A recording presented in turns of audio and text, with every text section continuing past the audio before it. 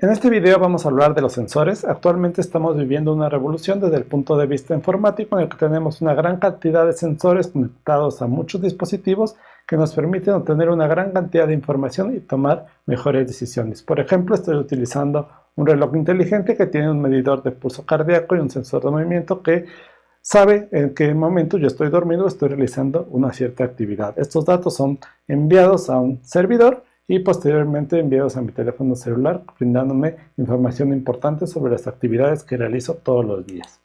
En este diagrama ustedes ven un esquema de los diferentes componentes que tiene un sistema de monitoreo. En este video nos vamos a enfocar a estos tres, que son el transductor, el acondicionador de señal y el convertidor analógico a digital. Veamos en primera instancia qué es un sensor. Un sensor puede ser algo tan simple como un apagador, como el que tienen en sus casas, que simplemente registra si lo han presionado o no, y basado en esa información los focos se pueden prender y apagar. O puede ser algo tan complejo como estos sensores que están tomando auge en la industria automotriz, conocidos como LiDAR, que emiten una serie de rayos láser que miden la distancia de los diferentes objetos que se encuentran alrededor de un vehículo.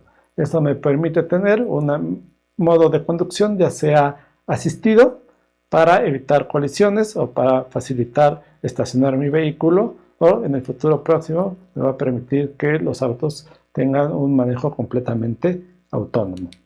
Pero veamos primero algunos de los tipos de sensores básicos. Los que ven en pantalla son los sensores que pueden encontrar frecuentemente en las tiendas de electrónica. Son sensores de tipo didáctico, pero que nos permitirán realizar algunos proyectos como los que vamos a hacer en este semestre. En general tenemos dos tipos de sensores: los sensores analógicos y los sensores digitales.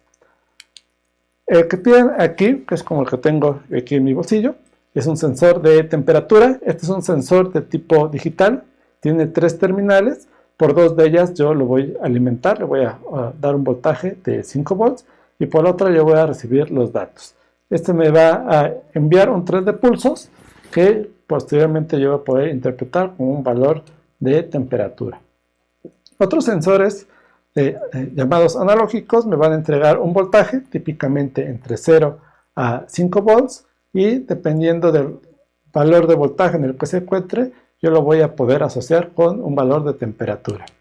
En esta gráfica se muestran diferentes sensores de temperatura que se utilizan para diferentes aplicaciones. Por ejemplo, ustedes, dependiendo de la aplicación que quieran desarrollar, podrán elegir entre un sensor tipo M si quieren tener un rango de temperaturas amplio. Si quieren un rango de temperaturas más pequeño que les va a dar más resolución, pueden elegir un sensor tipo AUPT, y basado en esta tabla ustedes pueden conocer a qué temperatura está asociado cierto voltaje.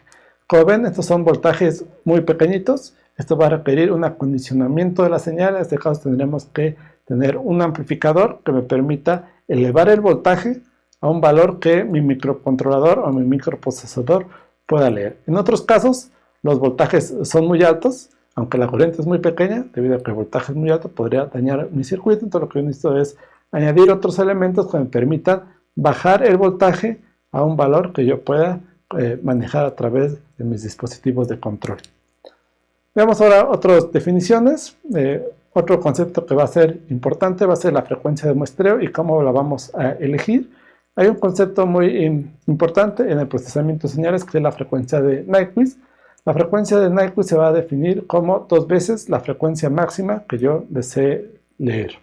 Por ejemplo, si ustedes quieren monitorear el voltaje que sale de los contactos eléctricos de sus casas, tiene una frecuencia de 60 Hz, es decir, el voltaje va a prender y apagar 60 veces por segundo. Se le conoce como Hz. Entonces un ciclo por segundo es un Hz, entonces serían 60 Hz. Y si yo quisiera monitorear, según el teorema de Nyquist, yo tendría que elegir una frecuencia de muestreo de al menos el doble, es decir, 120 Hz. En la vida práctica, por lo regular vamos a escoger 10 veces la frecuencia máxima, es decir, elegiríamos 600 Hz, aunque matemáticamente el mínimo tendría que ser 120 Hz, pero si queremos realizar otros procesamientos a la señal, es mejor tener una frecuencia de muestreo más alta. Entonces probablemente elegimos 10 veces la frecuencia máxima. Y vamos a definir como ancho de banda la diferencia entre la frecuencia máxima y la frecuencia mínima que puede leer mi sensor. Posteriormente lo que tengo que hacer es digitalizar la señal. Si mi sensor es un sensor analógico, entonces necesito hacer un convertidor analógico a digital. El que ven en pantalla es un ejemplo muy simple de un convertidor a 8 bits. Entonces yo voy a tener mi rango de voltajes que yo voy a leer mi señal, lo voy a dividir en 8 partes y le voy a asignar un código. En este caso le asigné un código binario decimal, pero ustedes podrían elegir cualquier otro código que se adapte mejor a su aplicación. Puede ser un código Gray o cualquier otro tipo de código que ustedes consideren más conveniente. Veamos un ejemplo. Por ejemplo, si ustedes tienen un sensor de temperatura que es capaz de medir de menos 30 a 50 grados centígrados y ustedes quieren utilizar un digitalizador ya sea a 12 o a 14 bits. En general, el número de bits que entrega un digitalizador es lo que le da el costo a un determinado sensor. Entonces, si yo considero que 0 volts es igual a menos 30 grados Celsius y 5 volts es igual a 50 grados Celsius, entonces yo tengo un rango de 80 grados Celsius. Y si yo tengo un digitalizador de 12 bits, entonces yo tendría que dividir mis 80 grados Celsius entre 2 a la 12 menos 1, entonces yo tendría una resolución de 0.02 grados Celsius. Si en lugar de utilizar un digitalizador de 12 bits utilizo uno de 14, yo tendría una mejor resolución de 0.004 grados Celsius. Esto también va a depender del nivel de ruido. Todos los sensores van a tener un cierto ruido electrónico, pero suponiendo que no hay ruido, yo podría medir variaciones de temperatura de 0.004 Celsius con un digitalizador de 14 bits. Veamos ahora otro concepto importante que va a ser la ganancia de la señal. Y esto regularmente se da en decibeles y se puede definir de dos maneras, dependiendo si yo estoy analizando la potencia o el voltaje o corriente de la señal. En el caso de que estoy analizando la potencia, la ganancia se va a definir como 10 veces el logaritmo base 10 de la potencia de salida entre la potencia de entrada. En ese caso, si tenemos 0 decibeles, quiere decir que la señal de entrada y de salida es la misma. Por ejemplo, intentamos hacer un acondicionamiento de la señal, estamos ya sea amplificar o atenuar la señal de entrada de mi sensor. Yo tendría que elegir algún sistema de amplificación o de atenuación y yo tendría que decidir cuántos decibeles yo necesito amplificar o atenuar mi señal. Un caso que va a ser de nuestro interés son los más menos 3 decibeles. Entonces, cuando tengo más 3 decibeles, la potencia de la señal es el doble y la amplitud del voltaje sería raíz de 2 el voltaje de entrada.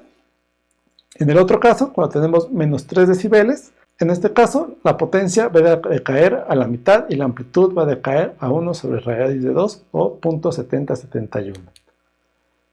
Otro parámetro importante va a ser el rango dinámico. El rango dinámico me va a decir entre qué rango de valores mi instrumento es capaz de medir. Veamos un ejemplo un poco burdo. Comparemos una regla escolar con un metro de 3 metros. La resolución mínima es de 1 milímetro en ambos casos. El rango máximo va a ser de 0.3 metros para la regla y de 3 metros para el metro. Y si calculamos el rango dinámico, para la regla sería de 50 decibeles, mientras que para el metro sería de 70 decibeles. Veamos ahora un ejemplo que nos interesa a nosotros. Lo que ven en pantalla es un sismómetro de tipo profesional, los que se utilizan frecuentemente en redes temporales, redes que se instalan por periodos de meses a unos cuantos años. Es un sismómetro de fabricante Gural. El modelo es el CMT-3T.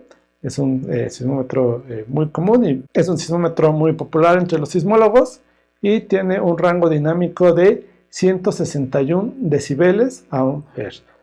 En general, los sismómetros es un tipo de instrumento que se caracteriza por tener la capacidad de medir señales desde muy pequeñas hasta muy grandes y señales que varían muy rápido en el tiempo con señales que varían muy lentamente en el tiempo. Por ejemplo, esta es una comparación de diferentes sensores y las frecuencias típicas para diferentes tipos de movimientos que queremos estudiar. Por ejemplo, los sensores que se utilizan en la industria petrolera, que regularmente utilizan como fuentes explosivos o martillos, esos requieren que sean capaces de registrar frecuencias altas, mientras que los sensores que utilizamos en sismología son sensores que también deben ser capaces de registrar esas frecuencias altas, pero también frecuencias muy bajas.